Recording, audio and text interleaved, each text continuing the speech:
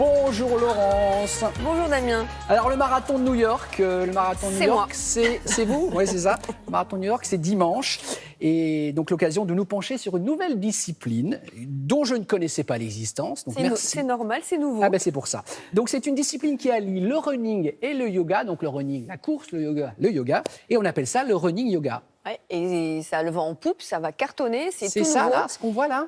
Vous savez... la photo d'avant, elle était assez spectaculaire, si c'est voilà, ça. Ce sont des postures de yoga. Alors, pourquoi ça va cartonner? Parce que d'abord, le yoga. Sachez qu'en France, il y a quand même 2,5 millions de personnes qui pratiquent le yoga en France, dont 80% de femmes.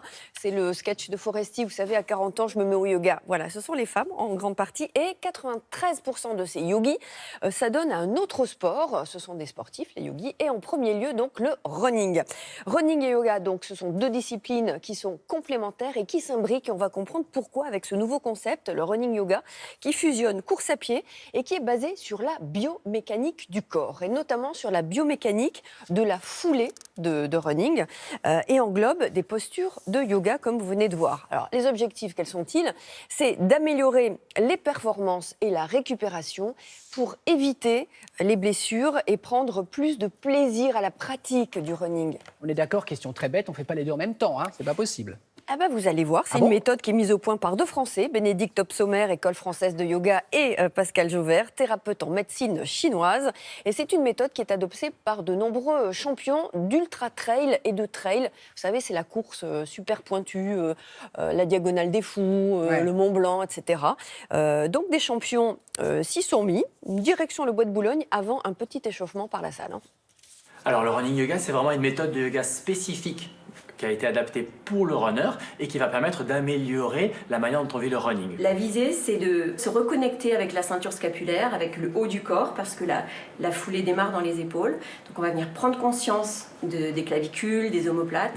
Ensuite, on va venir travailler les points d'appui, parce qu'après ce sont les jambes qui embarquent la foulée. Et évidemment, on va travailler autour du bassin, parce que notre puissance, notre énergie, le carrefour entre le haut du corps et le bas du corps, il est là. Donc par ce mouvement du bassin, qui vient mobiliser le sacrum, se prolonge dans toute la colonne vertébrale et vient avoir une incidence sur votre nuque et sur votre tête. C'est ma première séance. Ça m'intéresse d'essayer pour m'apporter un complément dans ma préparation. Je fais du running et du triathlon. Un complément de quoi, par exemple? De sensations. De mieux sentir, mieux respirer, pour améliorer justement, sans faire plus de sport, mais par une autre pratique, en améliorant mon sport. C'est une façon finalement de décompresser musculairement. C'est-à-dire que dans le marathon, la course à pied, c'est assez traumatisant. Vous avez beaucoup de pas, vous avez beaucoup de chocs finalement en permanence. Et le running yoga, c'est l'occasion quand même de créer des espaces dans un corps qui lui se verrouille en permanence. Allez, venez sentir les appuis, le poids du corps qui se déplace. Voilà, courez tranquillement comme ça, 4-5 mètres arrondis. Et redresser. Et on observe les ressentis. Plutôt que de chercher à forcer pour avancer, si on a la conscience de se dire j'ai juste ça à faire, et on va gagner en efficacité, on finira les courses en dépensant beaucoup moins d'énergie. Le fait de travailler le souffle, de travailler la respiration, ça permet une meilleure oxygénation des tissus, donc du coup une meilleure régénération des muscles. Donc après un effort sportif, ça permet une meilleure récupération, ça permet de repartir courir plus rapidement. Votre pensée consciente, elle est dans les épaules.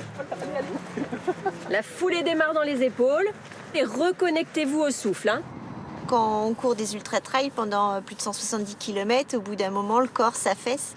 Et en fait, en pratiquant le running yoga, j'ai observé que je m'affaissais moins, que je restais droite. Du coup, j'ai une meilleure respiration et je tiens mieux sur la durée.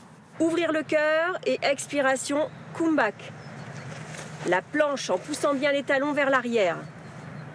Expiration, chaturanga pour ceux qui veulent et on passe en cobra. Inspirez immobile.